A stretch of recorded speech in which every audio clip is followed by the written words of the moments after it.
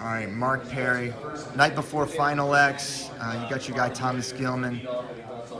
Talk about his preparation. How's he been looking, and how are you feeling going into this match against Daton Fix? We feel awesome. I mean, preparation has been definitely the best since I've been there. You know, even I feel like a lot better than the World Championships.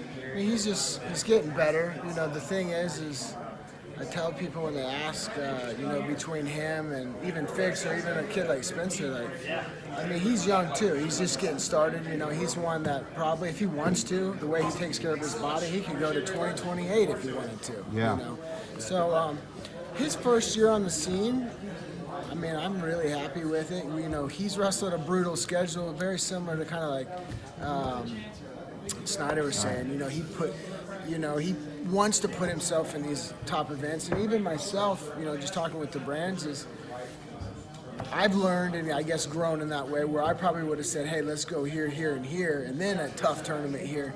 He wants the best every time. You know, he knows where he's going. He knows, you know, he's probably not going to go to Pan Am's if that Cuban wasn't there, but he knew the U23 champs there. You know, the World Cup, the probably number 1 and 2 ranked guy in the world right now with Japan and Azerbaijan, and going in Iran wrestling a guy in his backyard. You know, so it's been a fun year with him. And I think he's as best he's ever been right now. You know, he handles winning very calm, and when he loses, he handles it differently than maybe I would have. Yeah. I'm used to, and it's a good thing. It's a learning process for me, just getting to know him. But he's ready to rock and roll. You know, he's ready to put on a show. Looking at the field coming in, you know, Thomas has been sitting out, so you've been kind of waiting for the guy. How much opponent-specific training were you doing before the trials, and then how much opponent-specific training since Daton? Really none before, and a lot. Yeah. Since. That's all, you know. For, you know, himself, he's still focusing a lot, you know, on himself day in and day out, but from the coaching perspective and adding, you know, things into his training, it's all been geared around, you know, what's ahead. I mean, it makes no sense to me why he wouldn't. You know, when people say, I don't focus on my opponent, I'm glad you're not a real fighter. Yeah. You get knocked out. You know, if you didn't know, if you weren't focused on someone's going to throw a head kick or something. You know, if someone's very dangerous somewhere, you don't want to be standing in front of them, or you don't want to be doing this, or you don't want, you know, guys' good upper body. You want to be aware, but you also want to be aware of their tricks. You know, so that's the fun part of coaching to me. You know, that's the fun part of coaching the senior level more so than even the college level. Is I loved, even when back at Illinois, you know, when Win Mahalik was training for Jacob Varner, or when Boris was training for Asgarov and Romanov, and you know, Safari.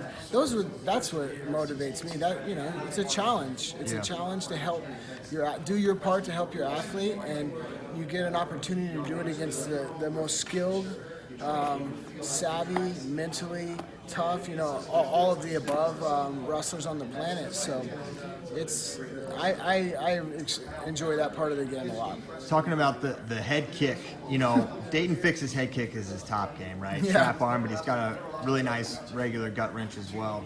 I don't know if I've ever seen Gilman turn, at least since he's wrestled senior level. On the senior level. I don't know if he has in the past, but he's pretty solid. And in the process, you know, I've learned a lot from the brands. You know, technically, I would be in shock unless it was something where he got caught off guard.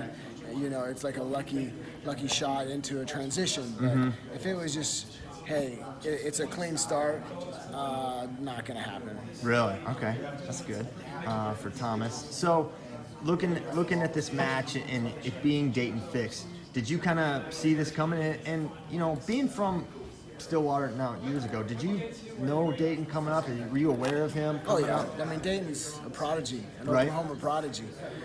He's been around that Oklahoma State program more so when my brother was coming through his college system, you know. But he's a phenom. You know, he's a lot like our young Hawk and Spencer Lee. You know, and absolutely. I mean, we saw him.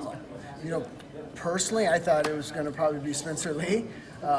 And then, you know, plans changed, but I mean, when I'm looking ahead, it's ultimately for me. It always comes down to the biggest thing: winning that NCAA title, winning that Olympic gold. We want to be a world champion. I'm sure Fix does, and Burroughs, and Spencer, and Gilman. They all want to be world champions. But the grand finale is the Olympic Games, and it's going to be Fix, Lee, and Gilman. Yeah. I mean, some guys might come down, but in my eyes, just breaking down all the skill these guys have, and talent and ability and work ethic and lifestyle. Not saying that anyone can be beaten on any given day, but those three in general really stand out to me. And these two young ones are, they're as good as any young kids I've ever seen, in America in the lightweights. Really, since I was a huge Stephen Abbas fan, I haven't seen a kid that has the level of skill those guys have, in 20 years in the lightweights. So it's, you see them coming.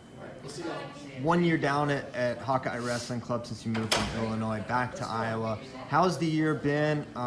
Obviously, during the college season, you're kind of hanging back. You're in the room, but you're not able to do the day-to-day stuff. How's it been that first year back in Iowa? It's been amazing. It's been an awesome experience. I've grown a ton.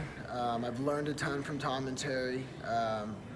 It's just been an overall great experience. The Hawkeye Wrestling Club, we're just really getting started, and the momentum, I feel like, has been better than ever, and it's pushing, it's helping push the college program as well. So we're rolling up in Iowa City.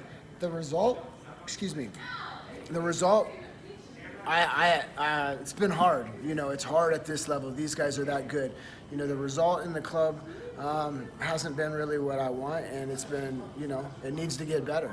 It needs to get better, and that's on me, and that's on these guys as well. But obviously, from Thomas Gilman's perspective, that's what people look at. But I look at the grand scheme of everyone. We have world silver medalist in Gilman and world silver medalist in Alley, right. But we also have 10 others, or 7, 8, 9, whatever. I want to win there too. So we got to just keep getting better and keep doing our thing, and we're going to get there. We have young guys in the college program, and it's not just about, for these regional training centers, it's not just about the senior guys. Right. It's these junior. Jacob Warner going and winning that world title is very high on the priority list for our program. And that goes from Tom to Terry to the guys in the club that are helping him prepare. That's just as important as this event, to us as a college, and I'm sure for every college program it is. So it's definitely a different landscape. We're not satisfied, but where the momentum is going, from the overall picture of the club and the program, we're coming. We're right there. I don't know Thomas on a personal level, but you listen to his interviews, it's obvious he's a different cat. He's wired a little differently. Yeah. As far as and you being a student of coaching, what challenges are there with coaching Thomas, or are there not as many challenges as you might think? Not very many, to be honest with you. He has a unique personality because he's pretty socially blocked this generation, but he's not socially blocked off from the world. He's an extremely bright kid. Mm-hmm. He just focuses. He has a simple life. He focuses on his core people. He's an awesome guy. He's an awesome person. A great leader for a program. And as far as working with him, he's extremely adaptable. He's always trying to learn. Again, he's had some losses this year that they were silly losses in our eyes, but he learned from those losses, and I think, again, it's about rebounding and making sure it doesn't happen again. The way it happened in the World Cup with the Japanese guy. Yeah. We had him buried dead to rights, and we let that one slip away. We wrestled a goofy match against Azerbaijan, got in his number one position. You got to respect that. Again, that comes back to that knockout punch. You got to respect that. You cannot be in that position against him. And Cuba. So I'm really excited where he's headed. And it's easy to coach guys that think that way and live and work as hard as he does. He does it as good as anybody on the planet in any one-on-one sport. Wow. What's Daton's can't go to position that you describe apart from the top game? There's a lot of positions, but I'm not telling you that. I tried. You I know, tried. there's a lot of positions. He's a phenomenal talent, you know, Yeah. and he's a great technician. And like I said, he's an Oklahoma State prodigy, so you can put 2 and 2 together there, you know. Yeah. But the thing is he's just unique. Yeah. You know, he's a unique individual. I mean, Gilman and I were talking on the way up here, this USA system. And when I was growing up, I remember Mako being like everyone, like the most feared person on the planet in America, you know, because we didn't really have social media or Facebook or any of that. Like, you just heard the stories and this and that. And then he goes to Junior Worlds, and I remember him not placing. Right. And I was like, what? There's How's that better guys possible? than him? You know, and to see how much success, and we having multiple world champions at these levels, it just shows how much better guys are getting and where we're heading in the United States. And I mean, Daton's one of them. You know, he's no different than Spencer. He's no different than Kyle Snyder. I mean, he's no different. You know, now granted, knock on wood, all those guys can accomplish the same things, you know, that Kyle did or has and continue. But there's a lot of threats there. There's a lot of threats, and it just comes down to elevate your game or get left behind. And we're ready to do it. This is not unfamiliar, but you're going to be in the opposite corner from your brother. Yep. Have you all spoken? What's yeah, that we're been just like? talking out there, just talking a little. Is it gonna? Yeah, you've been talking a little trash. Huh? Oh yeah.